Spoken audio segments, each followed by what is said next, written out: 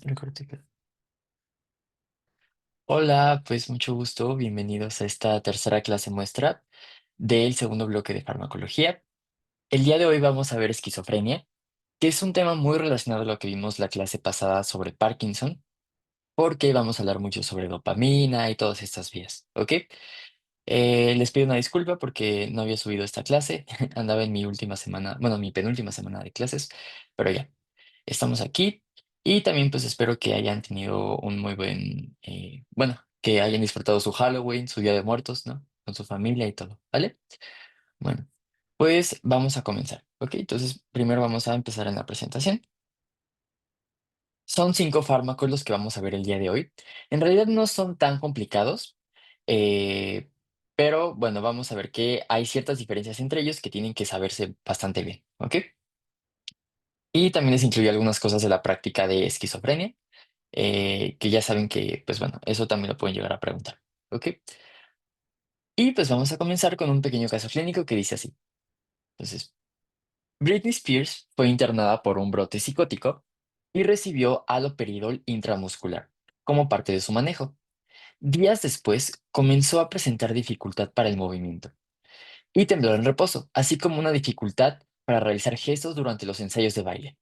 Asimismo, empezó a secretar gotas de leche, pese a que no está embarazada ni está lactando. Entonces, la pregunta es, ¿qué le está pasando? Entonces, desde aquí, ustedes, con estos síntomas que refiere del movimiento y todo eso, ¿a qué enfermedad les recuerda? El temblor en reposo, la dificultad para el movimiento. ¿Qué enfermedad que pues vimos le recuerda? Parkinson. Parkinson. A la enfermedad de Parkinson, ¿no? Entonces, este fármaco por alguna razón le está causando síntomas muy similares a los de Parkinson, que claramente pues no es Parkinson, ¿no? Pero vamos a ver qué es lo que está pasando, ¿ok? Y también por qué pues está secretando esta leche, ¿ok? Bueno, entonces continuemos. Vamos a regresar a este caso en un ratito, ¿ok? Bueno, entonces vamos a empezar ahora sí con el tema de esquizofrenia. Antes de eso, es importante que sepan distinguir dos cosas, psicosis y esquizofrenia, ¿ok? Pero antes de que yo les diga la diferencia, me gustaría que me dijeran como, ¿qué es lo que saben o qué han escuchado de la esquizofrenia? ¿Alguien sabe algo, no? ¿O ha escuchado algo? ¿Alguien quiera participar? Ya saben que aquí pueden decir lo que quieran.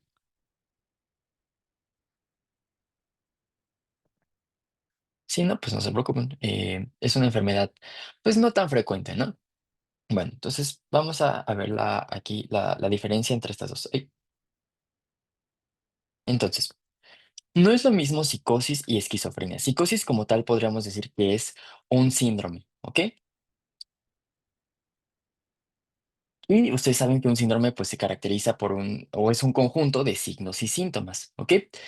Básicamente, cuando decimos una persona tiene psicosis, está psicótica, tiene una alteración en la percepción de la realidad, ¿no? Es decir, esta persona no sabe distinguir lo que es real y lo que no es real, ¿no? O empieza a ver cosas que realmente no están pasando, tiene cambios en su conducta, en sus emociones, en sus pensamientos, ¿no? Empieza a tener fantasías, puede manifestarse de muchas formas realmente la psicosis, ¿ok? Ahora, seguramente conocen muchas causas de psicosis, ¿no? Una de las más famosas son los psicotomiméticos. Básicamente drogas que inducen la psicosis. Por ejemplo, el LSD, todos esos honguitos, ¿no? Alucinógenos, básicamente te están induciendo un estado de psicosis, ¿no?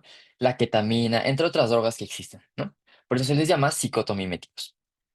Otra posible causa de psicosis podría ser, por ejemplo, la levodopa, ¿no? Que la vimos la clase pasada. Dijimos que esta levodopa, que pues a final de cuentas es un precursor de dopamina, si la dábamos a dosis muy altas, podía causar alucinaciones, básicamente síntomas similares a los de la esquizofrenia, ¿no? Entonces, hay fármacos que pueden causar psicosis, ¿no? Entre otras causas que ven ahí, ¿no? Por ejemplo, algunas infecciones, trastornos del metabolismo. Por ejemplo, personas con hipoglucemia pueden llegar a tener estados de psicosis, personas con hiponatremia, hipernatremia, todo eso, ¿no? Entre otras cosas, ¿va? Pero bueno, como tal, ven que hay muchas causas de psicosis, ¿ok? Y una de ellas, de las causas de psicosis, es justamente la esquizofrenia, ¿ok? Que la esquizofrenia como tal ya es un trastorno psiquiátrico que es el prototipo de la psicosis básicamente, ¿no? O sea, cuando uno dice psicosis, lo que uno se imagina pues son los síntomas de la esquizofrenia, que ahorita los vamos a ver. Como tal, la esquizofrenia ya es un trastorno crónico. De hecho, no es curable, ¿no? Una vez que una persona ya desarrolla esquizofrenia, desgraciadamente ya no hay forma de curarla. Con el tratamiento se puede llegar a controlar relativamente bien, pero ya no puede curarse, que ya es de por vida. Y también es un trastorno que se puede presentar de forma muy heterogénea, ¿no? O sea, entre las personas, hay personas que les va relativamente bien, ¿no? Y hay personas que sí les va muy, muy mal, ¿no? Con esta enfermedad, ¿ok?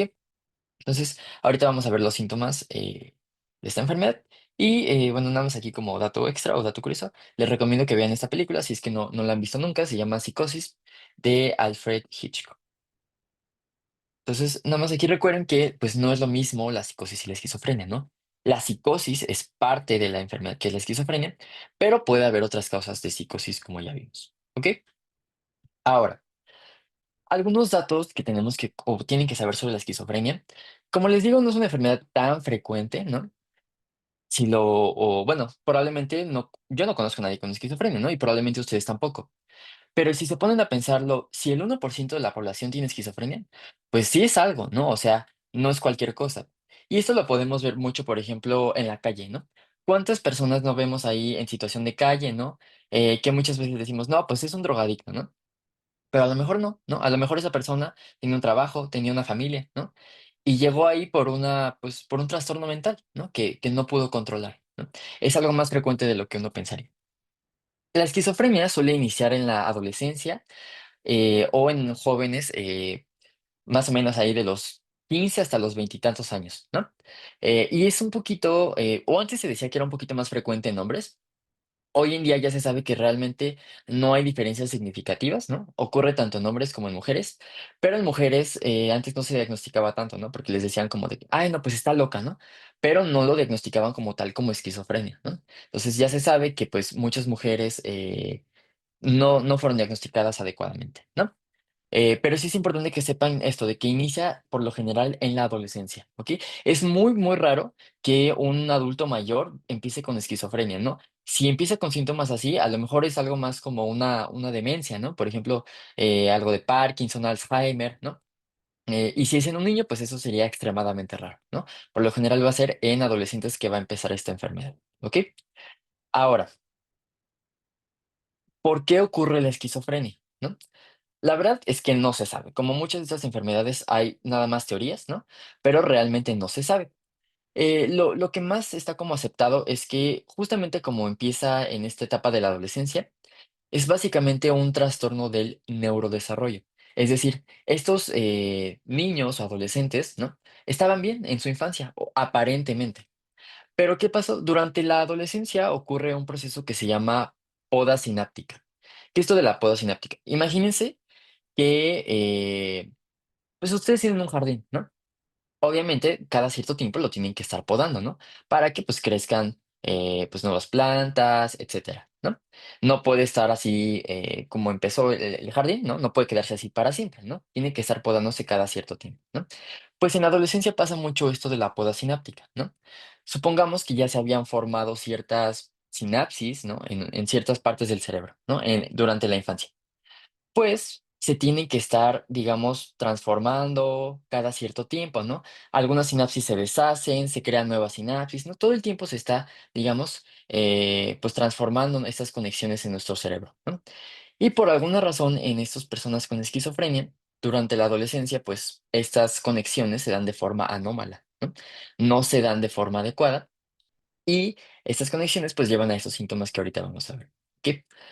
Ahora, sí hay varios factores de riesgo que se han identificado. Por ejemplo, algo que se ha asociado mucho es que en el embarazo o en el parto pase algo, ¿no? Desde que la madre tenga desnutrición, que le dé alguna infección en el embarazo, aquí con estrés no me refiero a que, ay, la mamá se estresó, ¿no? Sino que, por ejemplo, en el parto el bebé sufrió hipoxia, ¿no? O sufrió trauma, pues encefálico o algo así, ¿no? Entonces, que pase algo estresante o algo, pues, feo en el embarazo o durante el parto, eso es un factor de riesgo muy importante. Otra cosa que no es tan frecuente, pero imagínense un niño de 5 años que se drogue, ¿no? Obviamente, pues eso va a influir en, pues en su cerebro, ¿no? En su sistema nervioso, ¿no? Y puede desarrollarse o manifestarse como esquizofrenia ya después, ¿no? Por ejemplo, algo que se ha visto es adolescentes que se drogan con marihuana, ¿no? Que ya hablaremos de esa droga en otra clase. Sí puede aumentar el riesgo de esquizofrenia, o sea, no así muchísimo, pero sí un poquito, ¿ok? Entonces, si alguien consume, pues ojo con eso. Y también pues hay un factor genético, ¿no? Hasta 60 a 80% de los pacientes con esquizofrenia tienen algún antecedente genético en su familia, ¿ok? Entonces, como les digo, en general no se sabe, pero esto de, pues que hay una alteración en el neurodesarrollo es como lo más aceptado, ¿ok?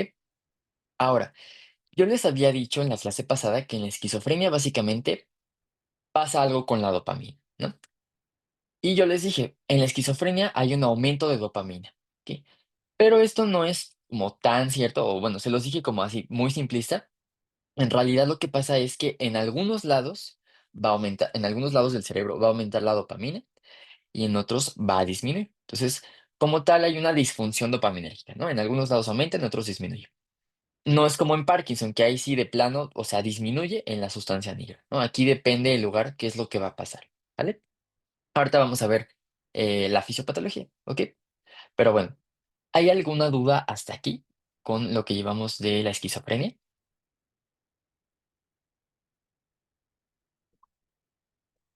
Todo bien, chicos. ¿Todo bien? Va. Entonces vamos a pasar a la presentación, perdón, a GoodNotes tantito para hablar un poquito sobre la fisiopatología, ¿ok? Entonces, dejen, a ver. Básicamente, bueno, ahorita les dije que en algunos lados va a aumentar la dopamina y en otros va a disminuir, ¿ok? Y justamente tenemos que hablar de ciertas vías dopaminérgicas, ¿ok? La clase pasada hablamos sobre la vía nigroestriatal, ¿no? Que empezaba en la sustancia nigra y se conectaba con los ganglios basales y todo eso, ¿no? Que eso era lo que permitía el movimiento, ¿no? Bueno, hoy vamos a hablar de otras dos vías de dopamina, bueno, de hecho de tres. La primera que vamos a ver es la vía, déjenlo hago más grande, la vía, lo vamos a poner con este café, mesocortical. ¿Por qué se llama vía mesocortical? Bueno, lo dice todo el nombre. Va a empezar a nivel del mesencéfalo, esta vía. Específicamente, el mesencéfalo lo tendremos como por aquí, en un área que se llama, la vamos a poner moradita, área tegmental ventral. Entonces está aquí a nivel del mesencéfalo, ¿no? En el tegmento está, pues digamos, hacia la parte ventral de este mesencéfalo, ¿ok? Aquí en el área tegmental ventral va a haber neuronas dopaminérgicas, es decir, neuronas que van a secretar, pues, dopamina.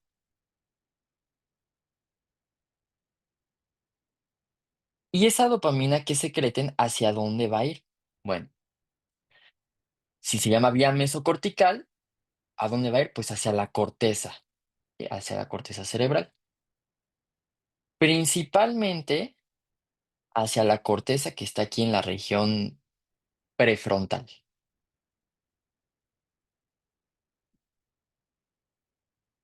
¿Ok?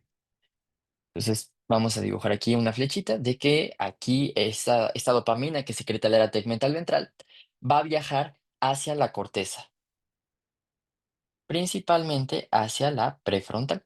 ¿Ok?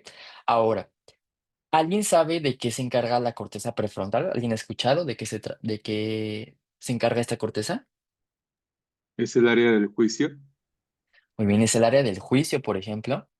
Es decir, Samael, ¿ibas a decir algo más?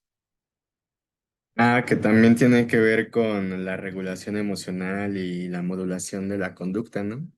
Muy bien, en general la conducta, el juicio, por ejemplo, también la motivación, ¿no? El que nosotros queramos hacer o no hacer algo. y también, pues, el pensamiento un poco, ¿no? La cognición. Entonces, ya son funciones como más superiores, ¿no?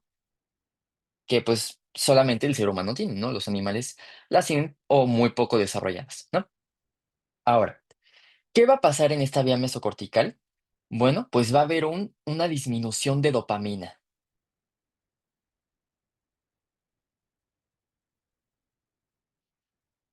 Por lo tanto, los pacientes con esquizofrenia van a tener alteraciones en el juicio, en la conducta, en la motivación y en la cognición, ¿ok? Y esta disminución de dopamina en la vía mesocortical va a llevar a un tipo de síntomas que se conocen como síntomas negativos, que ahorita vamos a ver en qué consisten los síntomas negativos, ¿ok? Pero bueno, entonces, la disminución de dopamina en esta vía nos lleva a los síntomas negativos, ¿va? Ahora, ¿cuál es la otra vía que se ve afectada? La vía mesolímbica.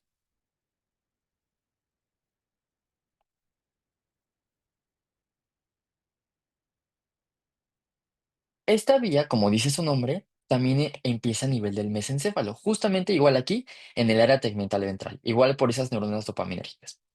Pero ¿hacia dónde se va a secretar esa dopamina? Hacia un núcleo muy importante que está aquí, cerca de los ganglios basales, que es el núcleo accumbens,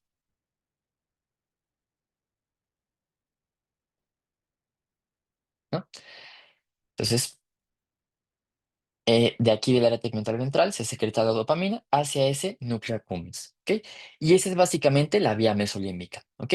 ¿Por qué se llama mesolímbica? Porque el núcleo accumbens es parte del sistema límbico, ¿ok?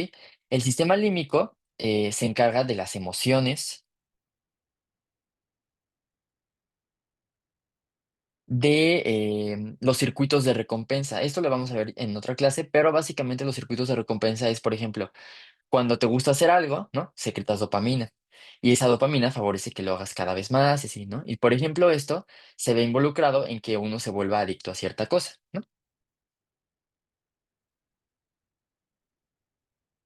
También, en general, en la percepción de la realidad.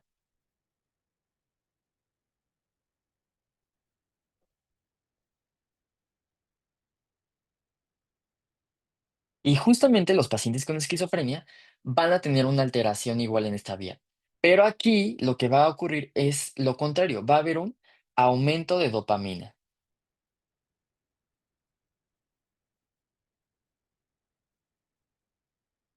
Y este aumento de dopamina, ¿a qué me va a llevar?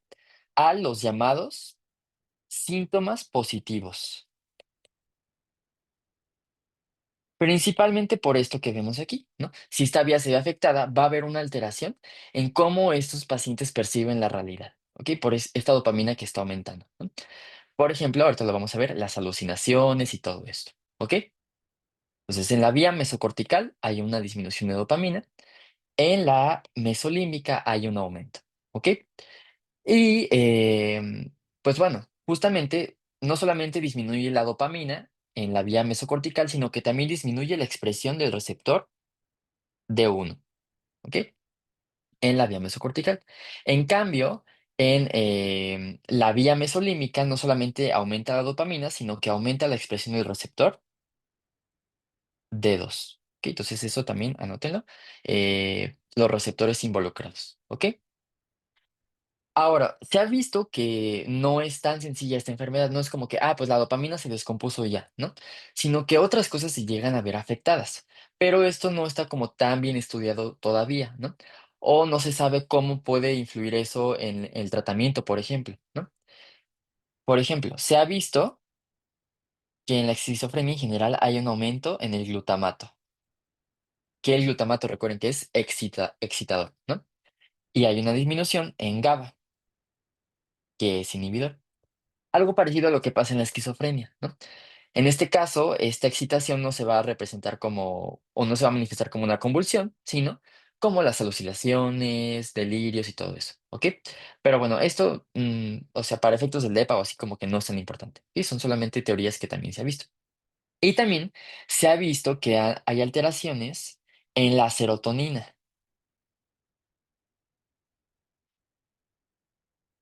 que acuérdense que serotonina la representamos como 5-HT, que significa 5-hidroxitriptamina, que siempre que vean 5-HT es lo mismo que serotonina, ¿ok?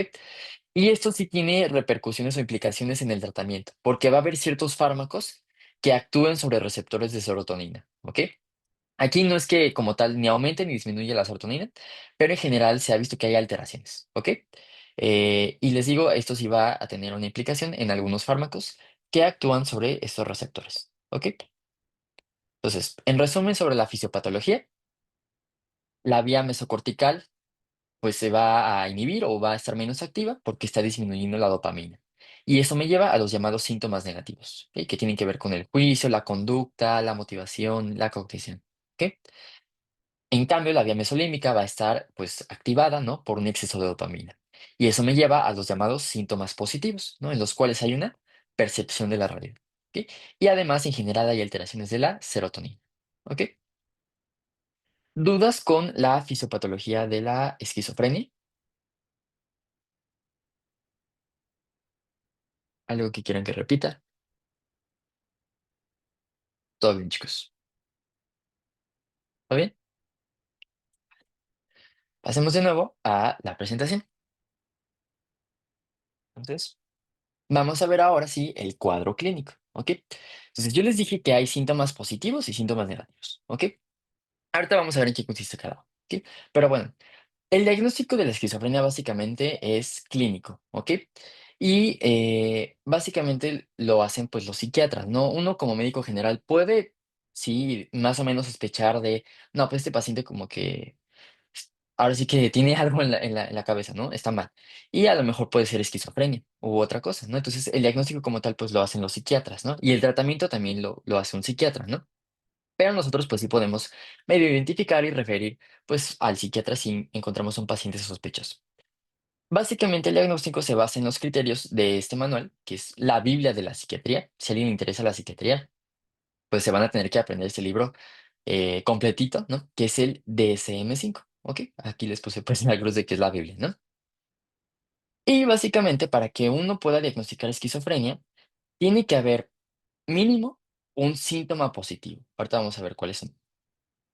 Y además, ya sea un síntoma negativo o bien algo que se llama, déjenme se los pongo con el lápiz, la catatonia, ¿ok? Entonces tiene que haber un síntoma positivo, por lo menos, más uno negativo y o catatonía, ¿ok? Y estos síntomas tienen que persistir por lo menos un mes, ¿ok? Si a lo mejor yo tuve una alucinación hoy, pero ya nunca me vuelve a pasar, eso no es esquizofrenia, ¿no? A lo mejor no dormí bien y por eso aluciné, también llega a pasar, ¿no? Entonces, eso no es esquizofrenia, tiene que ocurrir por lo menos un mes completito, ¿ok? Déjenme salgo de aquí. Ahí. Ahora, estos síntomas positivos, negativos y todo esto, no solamente tienen que existir, sino que tienen que repercutir sobre mi vida, ¿no? Es decir, que por esos síntomas a lo mejor me quede sin pareja, ¿no? Deje de hablarle a mi familia y me quede ahí en situación de calle, ¿no? Que pierda mi trabajo, o sea, de verdad tienen que repercutir en, pues, todos los ámbitos de la vida de esta persona, ¿ok? Y esas repercusiones tienen que durar por al menos 6 meses, ¿ok?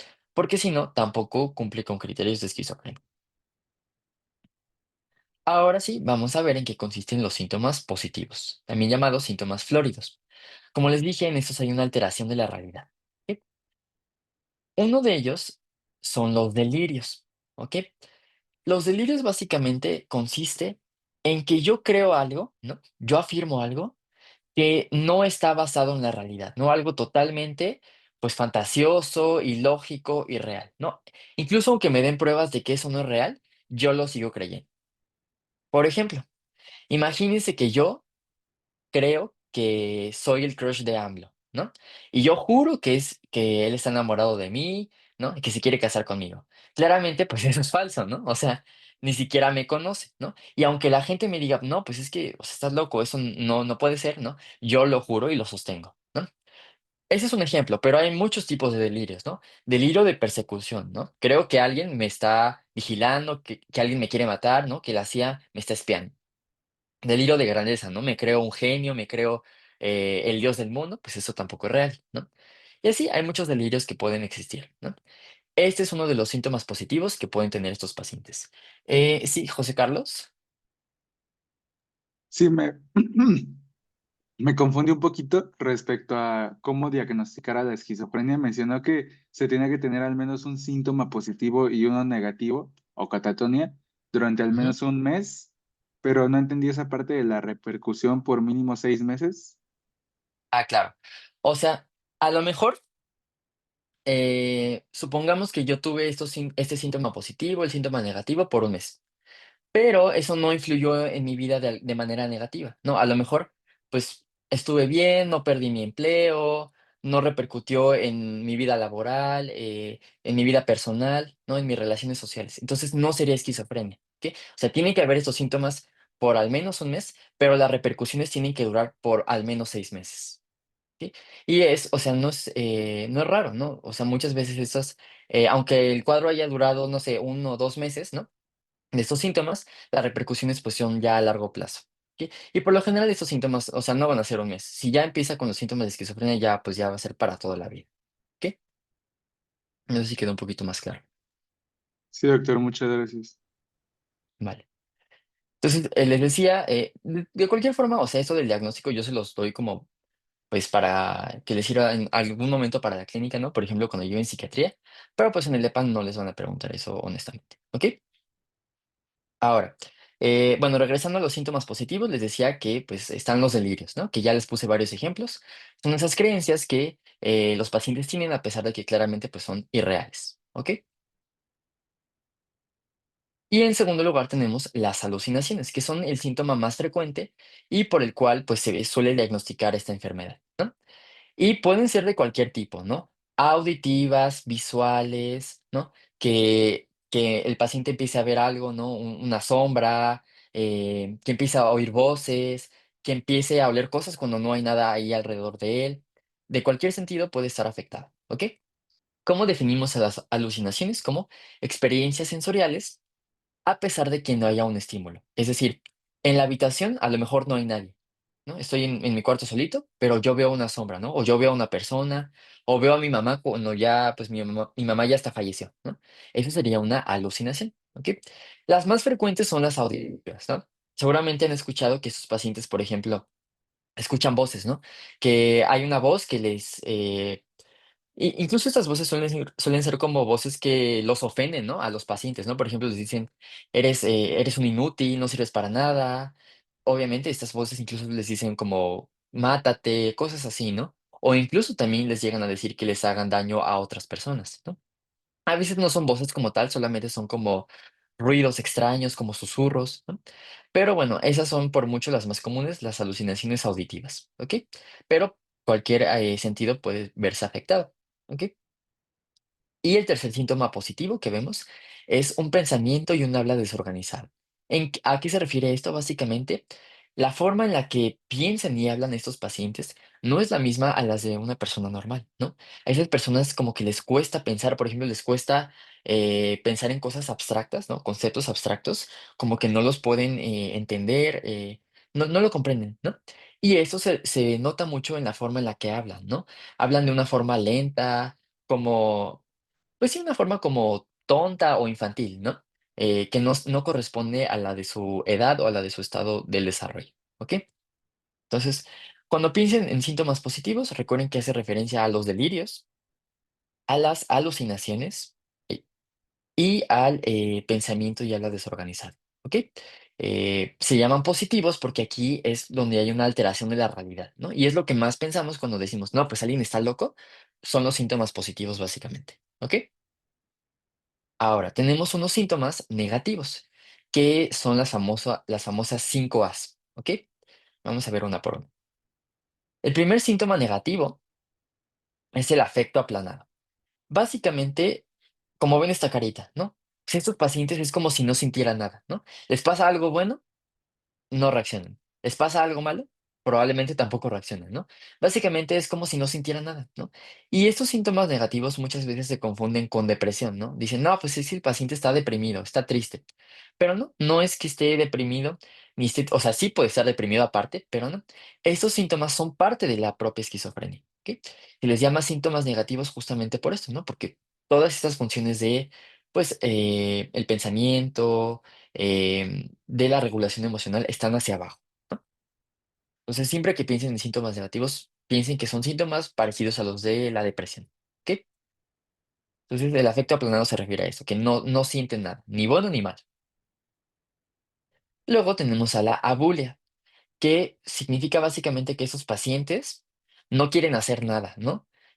Abulia significa la etimología como falta de motivación, falta de voluntad. Entonces, estos pacientes les cuesta mucho hacer las cosas, ¿no? Desde cambiarse, hacer sus actividades les cuesta muchísimo, ¿no? Igual, pues esto se confunde mucho con depresión. Posteriormente tenemos la alogia, ¿ok? Logia o logos significa lenguaje, ¿no? Entonces, alogia es una falta o una disminución en el lenguaje, ¿no? Entonces, estos pacientes no solamente no quieren hacer nada, no sienten nada, pero aparte no hablan, ¿ok? O hablan muy poco, ¿ok? Y no es porque estén mudos, ¿no? De que pueden hablar, pero simplemente como que no les nace hablar, ¿no? O sea, están todo el tiempo callados, les dices cómo estás y te dicen, ajá, o sea, ni siquiera te responden, ¿no? No quieren hablar básicamente, ¿ok? Más que no quieran, no pueden. Pero de nuevo, no es porque algo del cerebro, no es como una afasia, ¿no? Como las afasias de Broca y todo eso, ¿no? Sino que es algo más, pues, psiquiátrico o psicológico, ¿ok? En cuarto lugar tenemos la anedonia, que la anedonia significa que esos pacientes no pueden experimentar placer, ¿no? Por ejemplo, si antes les gustaba mucho cierto alimento o cierto hobby, pues ya no sienten lo mismo cuando lo hacen, ¿no? Ya no les gusta, lo dejan de hacer probablemente, ¿no? Igual, esto se puede confundir con un síntoma. Bueno, más bien, de hecho, la anedonia también la podemos encontrar en la depresión, ¿ok? Y finalmente tenemos la quinta A, la última, que es el aislamiento social, ¿no? Esos pacientes se aíslan de su familia, de sus amigos, ¿no? Y por eso muchas veces, pues, les digo, acaban en situación de calle, ¿no? Entonces, como ven, los síntomas negativos son muy similares a los de la depresión, ¿no? Y recuerden esa mnemotecnia de las 5A: afecto aplanado, abulia, que es la falta de motivación, alogia, que no hablan, anedonia, no sienten placer, y la quinta, que es el aislamiento social. ¿Ok? Bueno, finalmente, en los síntomas, perdón, está la catatonía, ¿ok? Que esto no es ni parte de los síntomas positivos ni de los síntomas negativos, es como otra categoría aparte. ¿Ok? La catatonía significa básicamente comportamientos motores anormales, ¿no? Y aquí se puede manifestar de muchas formas la catatonía, ¿ok? Por ejemplo, esos pacientes hacen movimientos estereotípicos. ¿Qué significa esto? Están ahí sentados o haciendo algo y de la nada empiezan a hacer el mismo movimiento muchas veces, ¿no? Por ejemplo, levantan la mano, levantan la mano, levantan la mano, ¿no? Y lo hacen así sin motivo aparente, ¿ok? A veces sí se quedan mudos, ¿no? Que sería el mutismo, ¿ok? Aquí no es porque no quieran, o sea, de plano no pueden hablar, no les salen las palabras, por más que uno les diga algo, les pregunte, no les salen las palabras, ¿ok? A veces de plano se quedan inmóviles, ¿no? Por más que uno los quiere mover, ¿no? A mí me tocó una vez ver un paciente catatónico que estaba totalmente inmóvil, ¿no? Y no es que fuera una parálisis, ¿no? Porque la corteza motora y todo eso estaba bien, ¿no? Pero por más que uno lo mueva, no se mueve, ¿ok? Perdón, la flexibilidad seria, ¿no? ¿Qué consiste eso? Por ejemplo, este paciente de aquí no se mueve, ¿no? Pero si yo le levanto la mano, se queda ahí su mano levantada, ¿no? Si yo le giro la cabeza, su cabeza se queda girada, ¿no? O sea, lo puedo mover como si fuera una muñeca, ¿no? O como si fuera un títere, ¿no? A eso se refiere la flexibilidad seria, ¿no? Como ven aquí, este paciente le están levantando la mano, ¿no? O sea, lo puedo mover como se me antoje, ¿no? Otros pacientes pueden llegar a presentar ecolalia y ecopraxia. ¿Qué es esto? Aquí les la eco, pues como un eco, ¿no? Es decir, si yo digo, estoy diciendo, mi nombre es Bernardo, ¿no? Ese paciente va a decir, mi nombre es Bernardo, ¿no? O sea, todo lo que yo diga lo va a repetir, ¿no? O ecopraxia, todo lo que yo haga lo va a repetir, ¿no? Si yo me estoy rascando, pues ese paciente me va a imitar, ¿no? Se va a rascar. ¿Ok? Esos síntomas no son tan frecuentes, los síntomas de la catatonía, pero de hecho son relativamente raros, pero son indistinguibles, ¿no? Cuando uno ve a un paciente catatónico, no se les va a olvidar, porque son, o sea, estos pacientes ya son alteraciones como muy graves, ¿no? O sea, lo que es los síntomas positivos, los síntomas negativos, pues eso se puede controlar un poquito mejor, pero ya la catatonía, pues ya es más severa, ¿ok? Entonces, cuando piensen en catatonía, piensen en este paciente que lo están moviendo como si fuera un títere, ¿ok? Y pues bueno. Regresando nada más aquí, pues ya conocen los síntomas positivos, los negativos y la catatonía, ¿ok? Los que sí o sí tienen que estar son los positivos, ¿no? Alucinaciones, delirio, todo eso tiene que estar sí o sí, ¿ok? Y aparte debe haber o un síntoma negativo o un síntoma de catatonía, ¿ok? Para hacer el diagnóstico de esquizofrenia. Bueno, ¿dudas hasta aquí con el cuadro clínico de la esquizofrenia?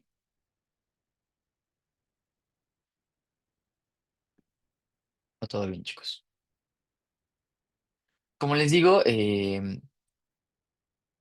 sea, son síntomas que una vez que los ven, en algún momento los van a ver, o les van a tocar, no los van a olvidar. Aquí para el EPA, que es lo más importante, nada más distinguir entre síntomas positivos, ¿no? O sea, que existen, ¿no? Y que son los de las alucinaciones, delirio, y los negativos, ¿no? Los que se parecen a la depresión, ¿ok? Eso es lo más importante para términos de EPA, que distingan entre positivos y negativos, ¿ok? Bueno, regresemos aquí a algunos tantito, ¿ok? Estos síntomas no van empezando de la misma forma, ¿ok? Por lo general, los síntomas negativos son los primeros que aparecen, incluso antes de las alucinaciones, de los delirios, de todo eso, empiezan con los síntomas negativos, ¿no? Obviamente, pues esto muchas veces pasa desapercibido o dicen, no, pues es que está deprimido, ¿no? Pero en realidad ya está empezando con la esquizofrenia, ¿no? Entonces, estos síntomas suelen ser prodrómicos. Y con el tiempo, por eso les puse aquí esta flecha, con el tiempo van a ir aumentando, ¿no? Imagínense, es un paciente que empezó con esquizofrenia a los 20 años. Pues ya a los 60, ¿qué es lo que va a predominar? Los síntomas negativos, ¿no? Son los que van aumentando más con el tiempo. Y uno pensaría, bueno, o sea, no es tan grave a lo mejor estar deprimido que pues tener alucinaciones, ¿no? Pero muchas veces la principal causa de muerte en esos pacientes, de hecho, es el suicidio, ¿no? Estos pacientes muchas veces a los 50, 60 años se terminan suicidando, ¿no? Y los síntomas positivos suelen ser más graves al inicio, pero van disminuyendo. Por eso les puse la flecha hacia acá, ¿no? Porque al inicio los síntomas positivos son muy fuertes, ¿no? Las alucinaciones, los delirios, pero con el tiempo disminuyen un poco, ¿no? Además de que ahorita vamos a ver que se pueden controlar un poquito mejor los síntomas positivos. Los síntomas negativos es un poco más complejo, ¿ok? Y nada más aquí les pongo que, pues, conforme va pasando el tiempo, va aumentando el riesgo de suicidio de estos pacientes. De hecho, muchas veces se tiene la creencia de que no, pues un paciente con esquizofrenia pues es peligroso, ¿no? Porque puede matar a los demás. Que sí puede llegar a ocurrir, ¿no? Ya vimos que hay pacientes que oyen voces que les pueden decir ese tipo de cosas, ¿no? Pero en realidad esos pacientes son los que, o sea, ellos son los que más sufren, ¿no? A estos pacientes obviamente les suelen hacer bullying, son víctimas de violencia y pues bueno, muchos se terminan suicidando. ¿Sí? Entonces, pues son prejuicios que luego tenemos, ¿no? De este tipo de pacientes. Y pues bueno, eso es todo como en cuanto a la enfermedad o al cuadro clínico. Entonces vamos ahora sí con lo que es el tratamiento, que es lo que nos interesa aquí para Pharma, ¿no? Bueno, el tratamiento básicamente va a ser con un tipo de fármacos que se llaman, pues, antipsicóticos, ¿ok? O también les llaman neurolépticos, que es lo mismo. Antipsicóticos o neurolépticos es lo mismo, ¿ok? Estos son básicamente el único tratamiento que se da, además de, pues, la psicoterapia, ¿no? O sea, terapia psicológica y todo eso también les puede ayudar, pero sí o sí tienen que recibir, pues, algún tipo de fármaco, ¿no? Su antipsicótico. Y existen dos tipos de antipsicóticos, que esto es lo más importante prácticamente de este tema. Los antipsicóticos típicos, que fueron los primeros que se inventaron, por eso se les llama también de primera generación. Y los antipsicóticos atípicos, que esos ya se inventaron un poquito después, también se les llama de segunda generación. ¿Ok? ¿En qué se distinguen estos dos? En muchas cosas. ¿Ok? Pero ahorita vamos a ver dos diferencias importantes. La primera es que los antipsicóticos típicos controlan mejor los síntomas positivos, es decir, las alucinaciones, los delirios, todo eso se controla mejor con un antipsicótico típico o de primera generación. Pero ¿cuál es la desventaja de estos? Que no son muy buenos para tratar los síntomas negativos.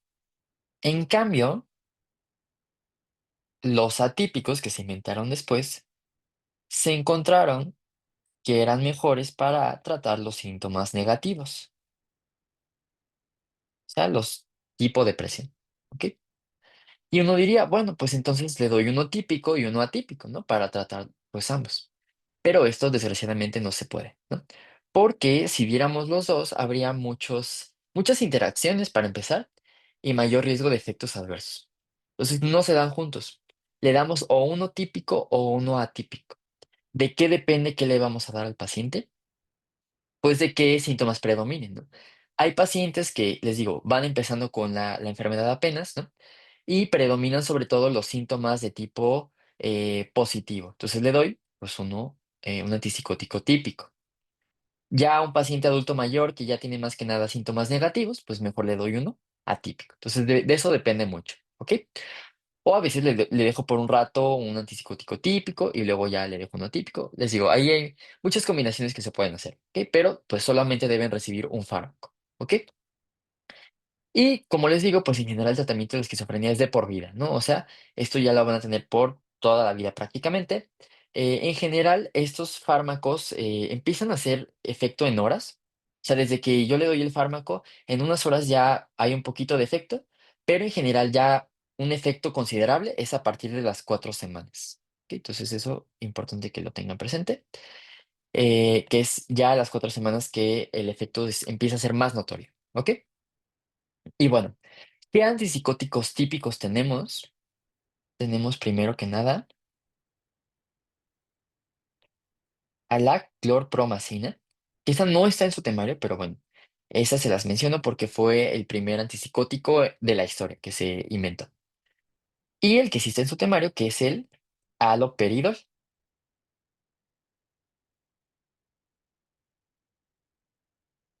¿Ok? Esos dos son los... hay más, pero bueno, esos son como los más usados. ¿Ok? La clorpromacina y el haloperidol. ¿Ok? Sobre todo recuerden el haloperidol, que ese sí está en su temario. ¿Ok? Y en los atípicos, en su temario vienen varios. ¿Ok?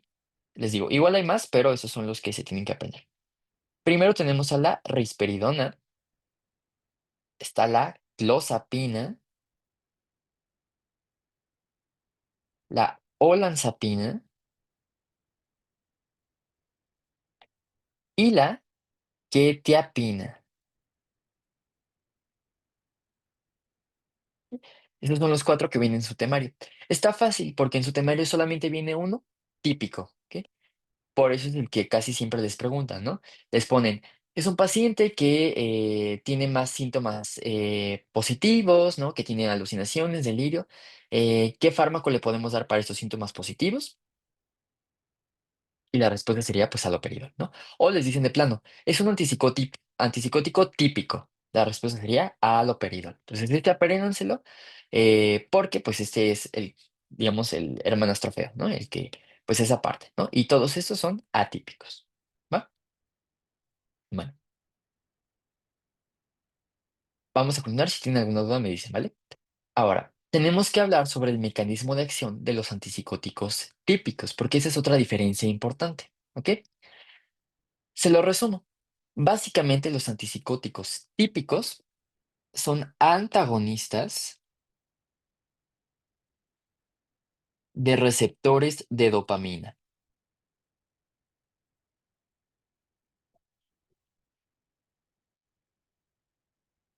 y principalmente del receptor D2. Pueden inhibir a otros, sí, pero son más selectivos para el receptor D2. ¿Ok? Bueno, ahorita vamos a ver o recordar qué hacía este receptor. ¿Ok? Para ello, vamos a hacer un esquema. ¿Ok? Entonces, de este lado, bueno, primero veamos esta neurona de aquí. ¿Ok? Esta neurona es una neurona del lugar que ustedes quieran, ¿no? Pero es una neurona que tiene receptores D2. Ustedes ya saben que los receptores de dopamina son de tipo acoplados a proteína G. ¿Y alguien recuerda los receptores D2 a qué tipo de proteína estaban acoplados? ¿Era una proteína Hey, GS, GI? ¿Alguien Eh, dijo? hey, sí, GI, muy bien, ¿no? Son inhibitorios.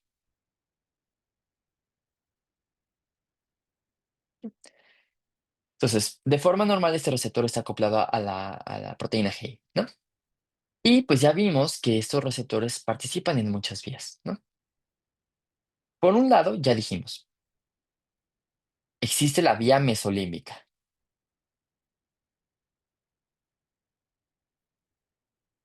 Y habíamos dicho, en esta vía mesolímbica hay un exceso de dopamina, ¿sí? Y hay un exceso del receptor D2. Y eso es lo que me está llevando a estos síntomas positivos, ¿no? A las alucinaciones, a los delirios. Por lo tanto, pues a mí me conviene a ese nivel de esa vía inhibir ese receptor, que es lo que estoy haciendo justamente aquí. Entonces, al yo inhibir el receptor D2 a nivel de la vía mesolímbica, voy a disminuir los síntomas negativos, pero positivos. Síntomas positivos. Y van a disminuir estos síntomas. ¿Ok? Ahora, desgraciadamente, no es el único lugar donde se expresa el receptor D2. Por ejemplo, este receptor D2 también se expresa en otra vía de dopamina que ya habíamos visto, que era la vía nigroestriatal. Nigroestriatal. ¿Qué pasa si yo inhibo este receptor D2? Si se acuerdan, este receptor se expresaba en el núcleo estriado o cuerpo estriado y era el que permitía que se inhibiera la vía indirecta. Es decir, este receptor lo necesitamos a ese nivel de la vía del cuerpo estriado, perdón, para inhibir esa vía indirecta que no nos dejaba movernos y pues entonces ya permitir el movimiento. ¿Ok? Pero si yo estoy inhibiendo a ese receptor D2, es como si yo no tuviera dopamina en el cuerpo estriado. Y entonces va a empezar a haber síntomas similares a los del Parkinson, ¿no? ¿Por qué? Porque esta vía pues ya no va a funcionar adecuadamente, ¿no? Ya no voy a inhibir a la vía indirecta, por lo tanto, va a estar más activa y entonces no me va a dejar un movimiento adecuado, ¿no? Justo como vemos en el Parkinson, ¿ok? Entonces, desde aquí ya se van dando cuenta por qué los pacientes con estos fármacos pueden desarrollar síntomas de tipo Parkinson, ¿ok? Ahora, hay otra vía que es la cuarta vía que vemos de dopamina, ¿ok? Que es la vía, vamos a ponerlo aquí, túbero infundibular. Túbero infundibular. ¿De qué se encarga esta vía de aquí? La muevo un poquito para acá. Bueno, esta vía túbero infundibular básicamente se llama túbero infundibular porque va desde el hipotálamo, que es esto rosita de aquí, por el infundíbulo hacia la hipófisis, ¿ok? Entonces, esta vía tubero-infundibular de dopamina normalmente empieza en un núcleo del hipotálamo que se llama núcleo arcuato o núcleo infundibular, que se los encerré aquí con azul.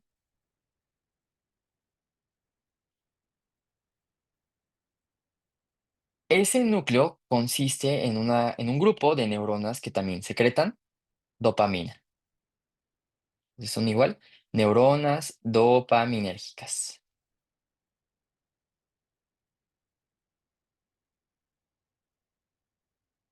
Dopaminérgicas. Y normalmente, ¿qué hacen? Pues secretan dopamina. Esa dopamina que secretan, ¿a dónde va a llegar? Aquí a la hipófisis anterior o adenohipófisis. a este de aquí, adenohipófisis.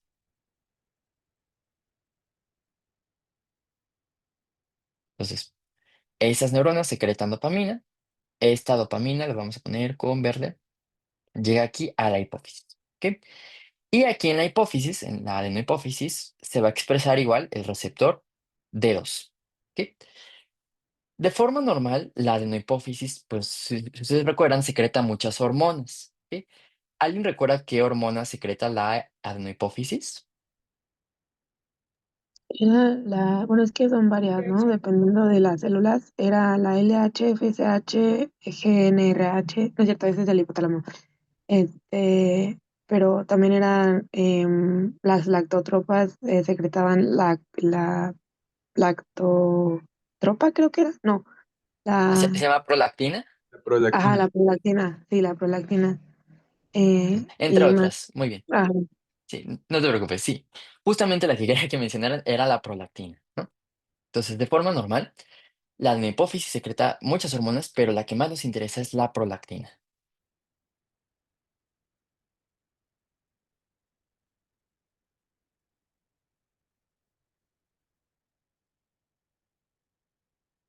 Entonces, ¿qué es lo que pasa?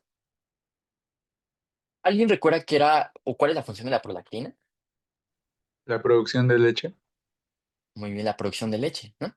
Entonces, justamente dirán, ¿por qué las mujeres y incluso los hombres no producimos leche? Digamos así, todo el tiempo, ¿no? Las mujeres la producen, pero solamente pues ya cuando se embarazan, ¿no? Y en la lactancia, ¿no? Pero de forma normal, pues no estamos produciendo prolactina ni leche todo el tiempo, ¿no? ¿Por qué esto no ocurre? Bueno, porque de forma normal, ¿qué es lo que hace este hipotálamo?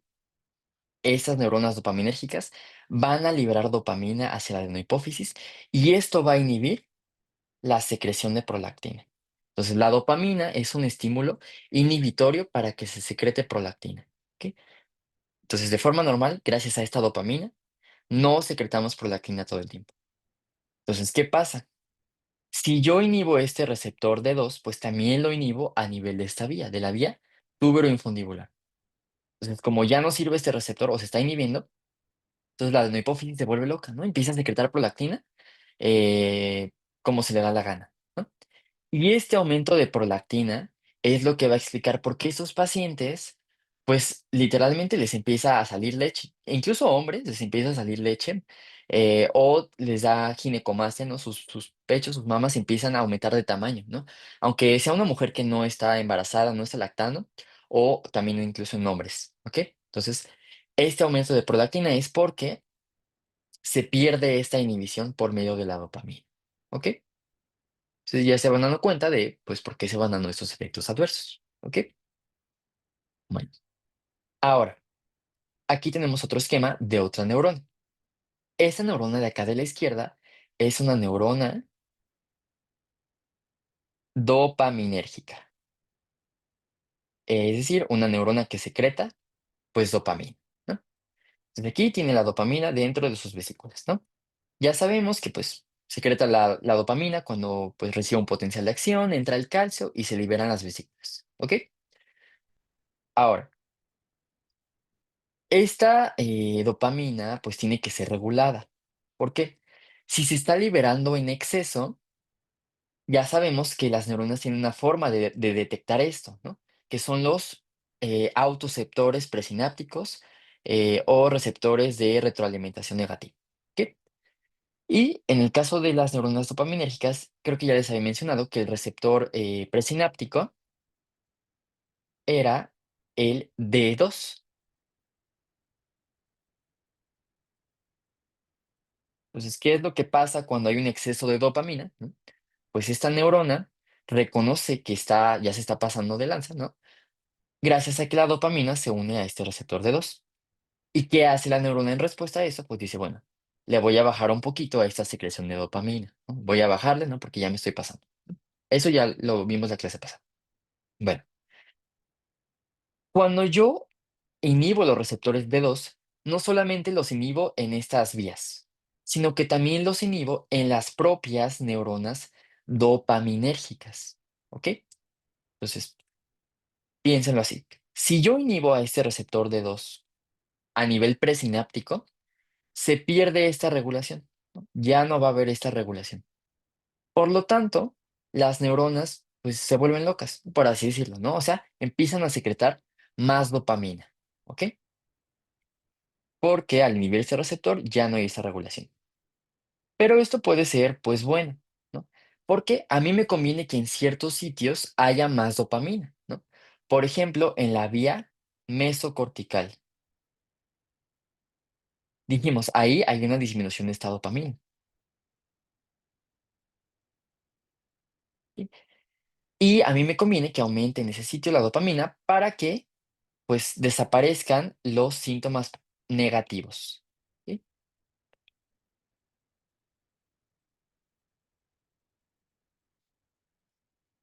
Entonces, desgraciadamente, los antipsicóticos típicos, ya dijimos, no son muy buenos para los síntomas negativos. Entonces, a pesar de que sí se ha visto que este aumento de dopamina en la vía mesocortical puede ayudar un poquito, el efecto es muy leve, ¿no? Casi no van a ayudar a controlar estos síntomas negativos. ¿Ok?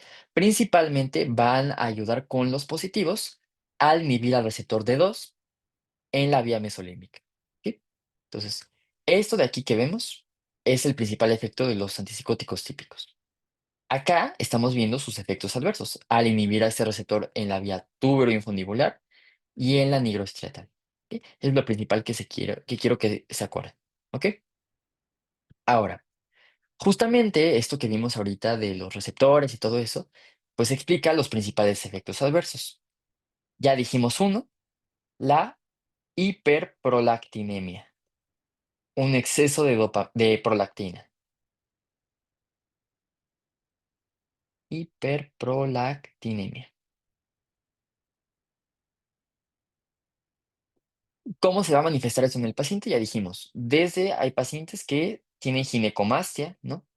Por ejemplo, hombres que pues les empiezan a aumentar mucho el tamaño de las mamas.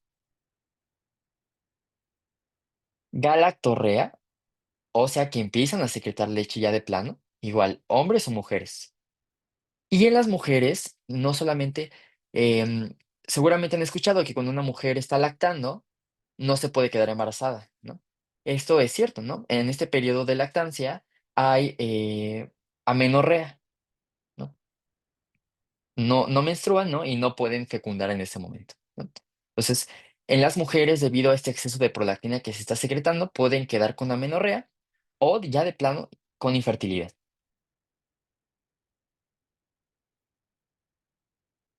Entonces, así se puede manifestar esta hiperprolactinemia. ¿Ok? Ese es uno de los efectos adversos. ¿Ok? Otro es el síndrome extrapiramidal.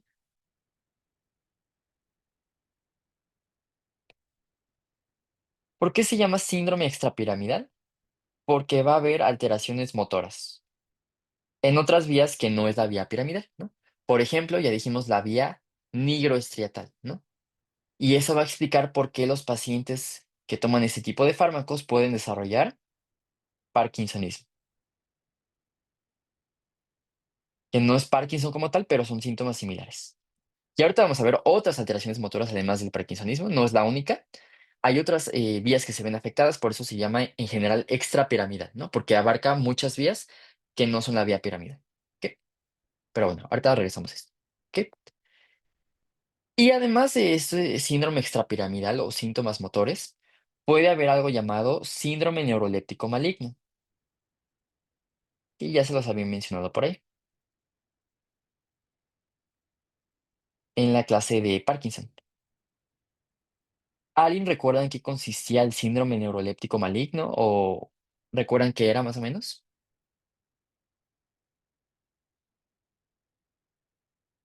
Era que había como una hipertermia, también había como confusión y como que disminuye la rigidez. Muy bien. Y eso lo vimos, por ejemplo, que cuando un paciente tomaba levodopa y de la nada se lo quitábamos, le podía ocurrir el síndrome neuroléptico maligno, ¿ok? Porque básicamente disminuía la dopamina que tenía en su cuerpo. Bueno, aquí no ocurre cuando lo suspendo así de la nada, sino ocurre cuando lo tomo, ¿no? ¿Por qué? Si yo estoy inhibiendo receptores de dopamina, pues es como si yo no tuviera dopamina, ¿no?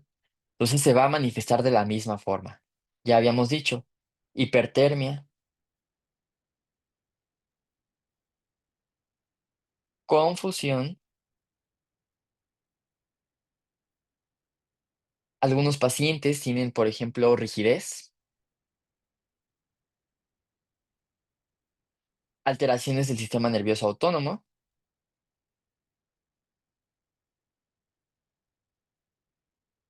Déjenme mover este músculo para acá. Alteraciones del sistema nervioso autónomo. E incluso pueden tener algo llamado rhabdomiólisis, que es las células musculares empiezan a morir. Es un síndrome raro, pero bueno, puede ocurrir con el uso de estos fármacos. De hecho, por eso se llama síndrome neuroléptico maligno, porque ocurre cuando usamos estos fármacos, ¿ok? Dijimos, podría ocurrir con levodopa, pero si lo dejo de usar de la nada, ¿ok? No es un efecto adverso como tal de la levodopa, sino sería más como un síndrome de abstinencia, por así decirlo, ¿ok? Aquí sí es un efecto adverso como tal, ¿ok? Bueno. Ahora, en cuanto a los síntomas extrapiramidales, ya dijimos, uno es el parkinsonismo, ¿no? Que ya conocen los síntomas. Bradicinesia, rigidez muscular, el temblor en reposo y los problemas en el equilibrio y la postura, ¿no? Esos síntomas ya los conocen. Entonces, tal cual, pueden tener los mismos síntomas, pero pues es en un paciente que no tiene Parkinson como tal, ¿no? Por ejemplo, Britney Spears, ¿no? O sea, por la edad no tendría Parkinson todavía, ¿no? Pero pues empezó con esos síntomas por el uso del fármaco, ¿no? Del haloperidol. Por lo general, estos síntomas del parkinsonismo suelen empezar 5 a 30 días después de tratamiento. Y obviamente, pues en este caso sí es reversible, no como el Parkinson, que es una enfermedad ya incurable, ¿no? Porque en este caso, sus neuronas de la sustancia negra están bien, ¿no? O sea, no se están muriendo. Lo que está pasando es que estamos inhibiendo a los receptores, ¿no? Entonces, en cuanto yo le quito el haloperidol, regresa a la normalidad, ¿no? Entonces, aquí son síntomas reversibles. Y suelen ocurrir más en pacientes adultos mayores y con dosis altas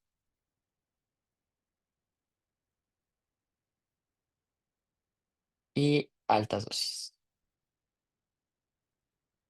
¿Sí?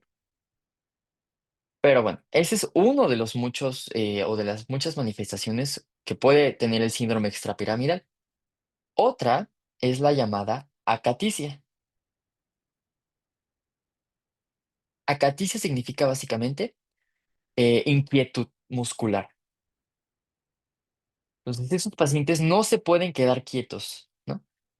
Eh, obviamente, ojo con esto, un paciente puede tener más de un síntoma extrapiramidal, puede tener parkinsonismo, puede tener acaticia o los otros que veremos, ¿no? A veces solamente tienen uno de todos, a veces no tienen ninguno, o sea, es muy variable, ¿ok? Pero bueno, acaticia ya dije, es la inquietud muscular, entonces los pacientes no se pueden quedar quietos, ¿no? Los dejas ahí sentados y están moviendo la pierna como si estuvieran ansiosos, están moviendo los brazos, la cabeza, ¿no? No se pueden controlar, no se pueden quedar quietos. ¿Ok? Y esto por lo general ocurre de 5 a 60 días post tratamiento. Bueno, aquí le vamos a poner 5 a 60 días post tratamiento. Ahora, otro que puede ocurrir es el famoso síndrome del conejo.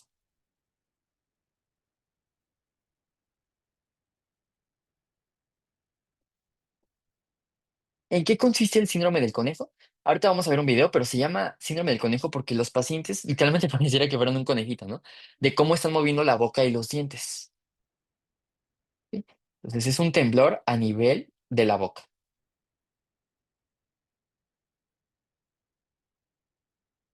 Pareciera como, no sé si alguien tenga un conejo, pero pues cómo mueven su boquita es muy, muy característico, ¿no? Así se mueven los pacientes. ¿Ok? Imagina vos mucho. Otro que puede ocurrir es la llamada distonía aguda.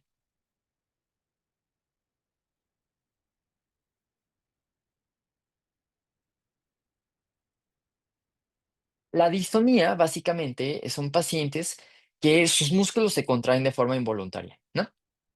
Y esto les lleva a que se adquieran posturas raras, ¿no? Por ejemplo, imagínense que mi esternocleidomastoideo se está contrayendo, ¿no? Entonces, es como si tuviera una tortícolis, ¿no? De tanto que se está contrayendo, voy a estar todo el tiempo así, ¿no? Con mi cuello chueco, ¿no?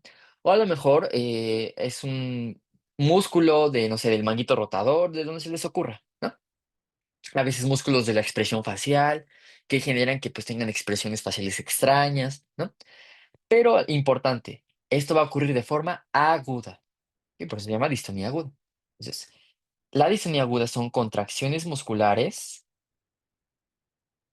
sostenidas, obviamente son involuntarias, que generan posturas anormales.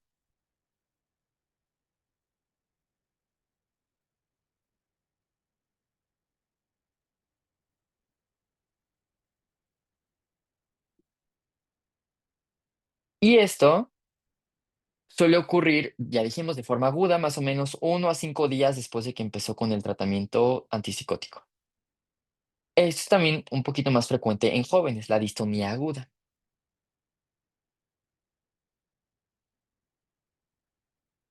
¿Ok? Ahorita vamos a ver los videos, les va a quedar más claro, ¿va? Y finalmente tenemos otro tipo de manifestación extrapiramidal que es la discinesia tardía,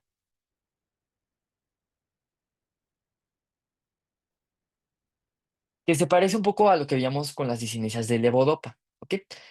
Se llama tardía porque esta no ocurre luego, luego, sino que tarda un poquito más en aparecer.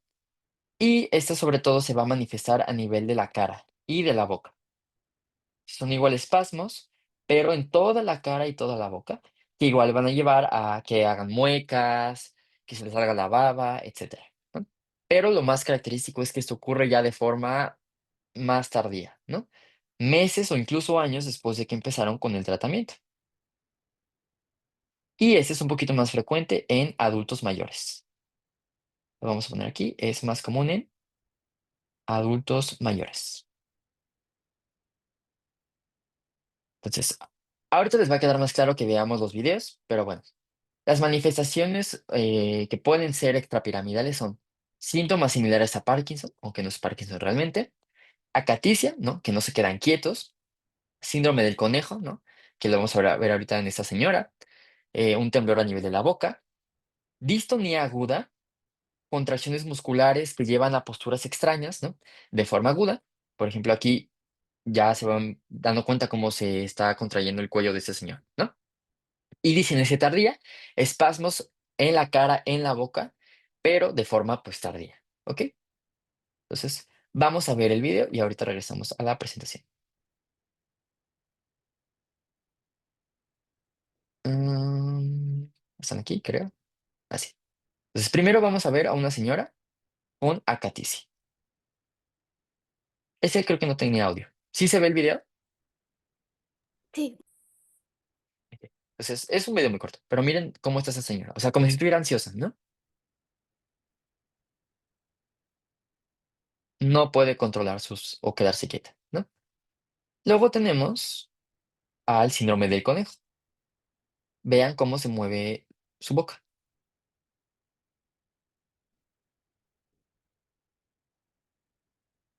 O sea, se ve chistoso, ¿no? Como si fuera un conejito, ¿no?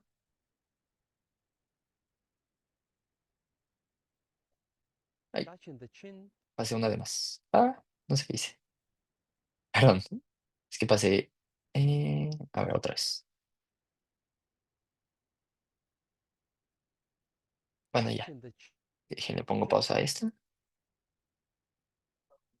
Vean al señor nada más. Se dejó de ver, ¿verdad? sí. Mm, Ay, no sé qué pasó. A ver, dejen, regreso. Mm, a ver,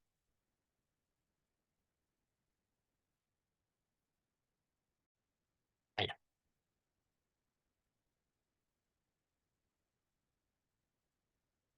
Ok. A ver, espero que ya se vea. A ver, veamos este de acá. Ah, ya se ve. Esa es la distonía aguda. Miren su cuello. O sea, cómo se está contrayendo, ¿no? Y pues lo llevaba a tener esas posturas anormales, ¿no? A veces, por ejemplo, si se presionan ahí donde tienen las contracciones, esto como que mejora un poquito, ¿no? Por ejemplo, vemos que es como que se presiona y ya, se detiene un poco. Y de este lado tenemos a una paciente con discinesia tardía. Les digo, aquí los espasmos son sobre todo en la cara, en la boca, ¿no? Se ve como si hicieran muecas o gestos. Ahí parece como si estuviera masticando algo, pero no está masticando, ¿no?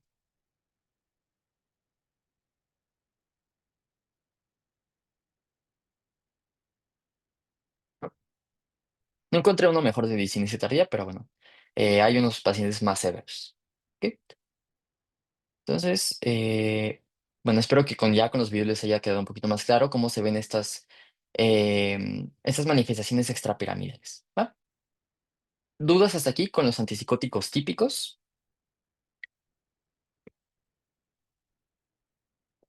¿Todo bien, chicos? Va. Bueno, vamos a hablar ahora sobre los antipsicóticos atípicos, ¿ok? Y después de esto damos un descansito de 5 minutos, ¿ok? Los antipsicóticos atípicos se llaman de esta forma porque se inventaron después y porque tienen otros mecanismos de acción adicionales. Por un lado, también son antagonistas de los receptores D2, pero son antagonistas muy débiles.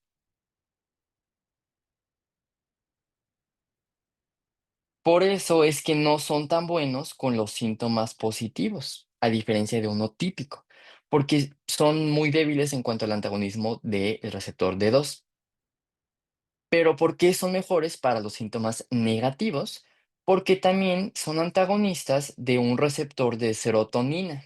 Todos, todos los atípicos son antagonistas de este receptor de serotonina, que es el 5-HT de serotonina, el 2A y el 2C. ¿Ok? Y de ese son antagonistas potentes. Entonces, esa es la principal diferencia en cuanto al mecanismo de acción. ¿Ok? Y esto es lo que veremos de mecanismo de acción básicamente el día de hoy, ¿no? Los atípicos sí bloquean al dedos, pero muy débil. Por lo tanto, casi no ayudan con los síntomas pues negativos, pero con los positivos. Y bloquean de forma más potente al 5-HT2A y 2C. ¿Ok? Y eso me va a ayudar un poquito más con los síntomas negativos, ¿no? Los que son como la depresión. ¿Vale? Entonces, veamos este esquema de aquí. De ese lado tenemos una neurona que secreta serotonina.